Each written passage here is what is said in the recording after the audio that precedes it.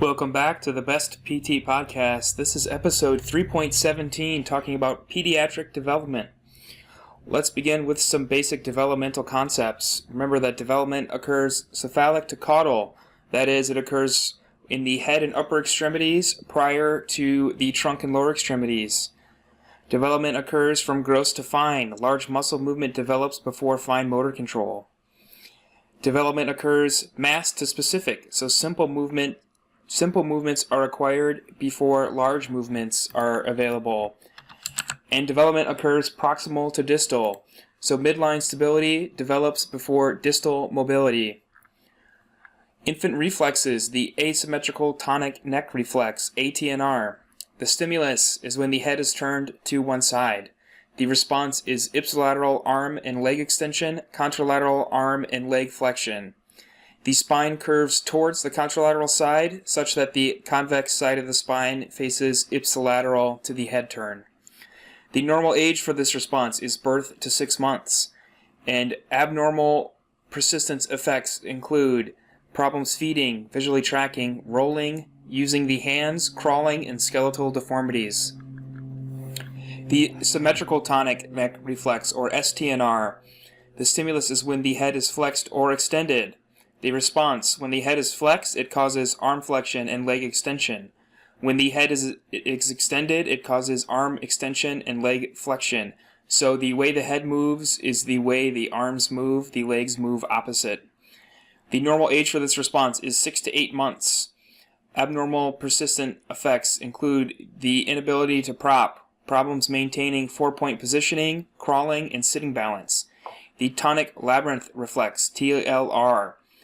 The stimulus is when the head changes position, such that the labyrinth in the inner ear moves part of the vestibular system. The response, in supine, the body extends. In prone, the body flexes. The normal age for this response is birth to 6 months. Abnormal persistent effects include problems initiating rolling, problems propping on elbows, coming to sit from supine, and full body extension interferes with sitting and standing. The gallant reflex, the stimulus touching skin along the spine from the shoulder to the hips. The response is a lateral flexion of the spine towards the side of the stimulus. The normal age for response is 30 weeks in utero to 2 months after birth. Abnormal persistence effects include problems with sitting balance and skeletal deformities. The palmar grasp reflex. The stimulus is pressure on the palmar ulnar aspect of the hand. The response is a strong grip resulting in full finger flexion. The normal age for this response is birth to 4 months. Abnormal persistent effects include the inability to grasp and release and problems with weight bearing on an open hand. The plantar grasp reflex. The stimulus is pressure to the base of the toes. The response is toe flexion. The normal age for this response is 28 weeks in utero to 9 months. Abnormal persistence effects include the inability to stand with your feet flat and problems with balance reactions. The rooting reflex, the stimulus is a touch to the cheek, with the response being the head turning towards the stimulus and the mouth opening. The normal age for this response is 28 weeks in utero to 3 months. Abnormal persistent effects includes problems with oral motor development, development of midline control of the head, problems with optical writing and visual tracking. The Moro reflex, the stimulus is a sudden head drop into extension. The response is arm abduction with fingers open that then cross across the trunk, and the baby usually cries. The normal age for this response is 28 weeks in utero to 5 months. Abnormal persistence effects include problems with balance reactions in sitting, protective responses in sitting, hand-eye coordination, and visual tracking. The startle reflex, the stimulus is a loud or sudden noise. The response is the Moro reflex with elbows flexed and hands crossed. The normal age for this response is 28 weeks in utero to 5 months. Abnormal persistent effects, problems with sitting balance, social interaction, protective sitting responses, and hand-eye coordination. The positive support reflex, the stimulus is weight on the balls of the feet in standing. The response is stiff legs and trunk into full extension. The normal age for this response is 35 weeks in utero to 2 months. Abnormal persistent effects includes problems with standing and walking, balance reactions, and plantar flexion contractures. The last reflex is the walking or stepping reflex. The stimulus is supported upright position with feet flat, and the response is reciprocal flexion and extension of the legs mimicking stepping. The normal age for this response is 38 weeks in utero to 2 months. Abnormal persistence effects include problems standing and walking, problems with balance reaction, and problems with coordination of reciprocal lower extremity movement when the baby begins to walk. Developmental milestones. See the rat lift text on Pediatrics. There's also tables on pages 210 to 212 of the Score Builders Review Book. I'll touch on a few of the landmarks. The tables are very detailed. So birth to 1 month, considered a newborn. There is head, leg, and sitting. The baby is able to follow movements towards midline and can roll partly to its side. 2 to 3 months old, the baby can lift its head to 90 degrees, roll prone to supine. The ATNR reflex is at its strongest. The baby can visually track in 180 degrees and demonstrates a palmar grasp. 4 to 5 months old, the baby can lay prone on extended arms, roll from supine to its side, begin to bring its feet to its mouth to play, can sit alone briefly and grasp and release objects. 6 to 7 months old, the baby can now roll supine to prone, lift its head and assist with pull to sit transfers. It can transfer into sitting independently, sit independently, and move objects back and forth between its hands. 8 to 9 months old, a baby will no longer tolerate the supine position. Can transfer into 4-point by moving from sitting to prone. It can sit without hand support, pull to stand using furniture, and stand supported with the help of furniture. Begins to crawl, cruises by walking along furniture with upper extremity support, and can now point and poke with its index fingers. 10 to 11 months old, the baby can now stand independently for brief periods of time. Can pull to stand via the half-kneel position. Can pick objects up from the floor in supported standing. Can walk with 1 or 2 hand support. Creeps on hands and feet or bear walks. And fine motor control becomes evident. 12 to 15 months. The baby can now walk without support, often fast. Can walk backwards and sideways.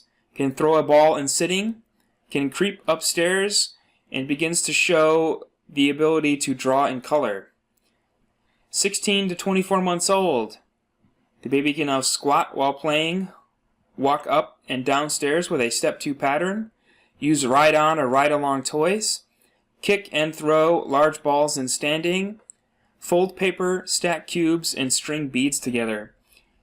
2 years old, the toddler can now ride a tricycle, walk downstairs with alternating feet, run for brief periods of time, catch a large ball, hop, turn doorknobs, watch out, open jars, use safety scissors, and complete small puzzles. 3 to 4 years old, preschool children can throw a ball 10 feet, walk on a marked line for 10 feet, jump forward 2 feet, have a vertical jump of 1 foot, watch out LeBron, throw and catch smaller balls, run fast, and copy shapes and match colors, and they begin to demonstrate a hand preference.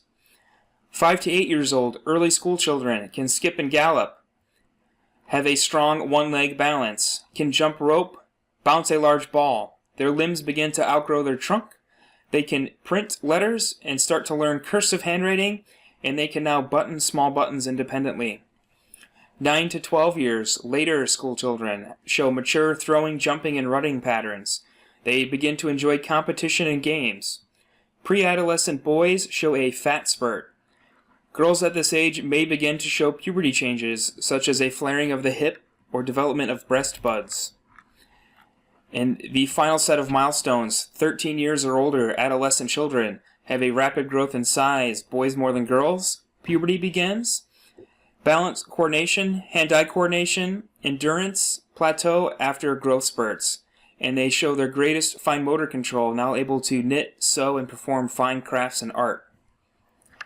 Moving on to pediatric therapeutic positioning. The purpose is to facilitate desired movement patterns, suppress abnormal reflex persistence, normalize muscle tone, and improve midline orientation. So in supine, keep the baby with hips in 30 to 90 degrees of flexion, with a neutral pelvis, hips abducted 10 to 20 degrees. The trunk should be straight. The head should be neutral with slight cervical flexion. The arms should be fully supported and forward of the trunk, and knees should be supported in flexion with ankles at 90 degrees. Prone positioning. The hips should be in extension, abducted 10 to 20 degrees with a neutral pelvis and straight trunk. The head should again be neutral and slight cervical flexion. Arms fully supported, forward of trunk with flexed shoulders and elbows. Knees are extended with ankles again at 90 degrees. Side lying positioning should include a neutral pelvis with hips abducted 10 to 20 degrees. A straight trunk should be evident, although slight trunk side bending is okay.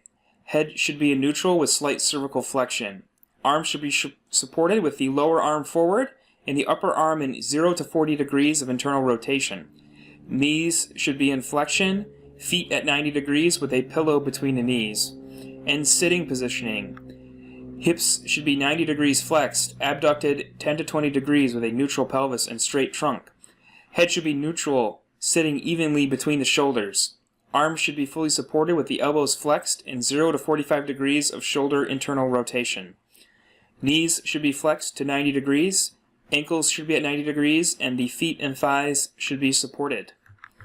That's it for episode 3.17, Pediatric Development. The next episode will be 3.18, Pediatric Neuromuscular Pathologies. As always, the outline will be in the show notes. Thanks for joining me.